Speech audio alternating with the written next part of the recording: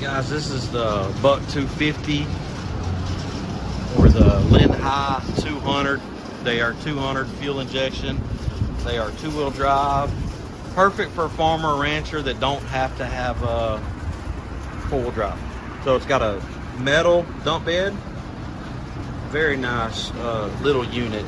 We have sold quite a few of these. Actually have decent shocks. The motor's a little quieter on this one than what we're used to on some of the units. We finally got some windshields in. So this comes with a windshield. You also have this. It's pretty cool. It's a bench seat with the console. And so it's set up just like a little Polaris. So you can tell it's pretty quiet. Gear shifter's right here, really easy to drive. And we're gonna give this a little drive. But yeah, check it out. It's a lin-hai 200 fuel injection, or a Buck 250. You gotta wipe off the gas. Yeah, plenty of leg room, plenty of headroom. And you can tell I'm 5'9", so even a pretty tall person will still have plenty of room in this.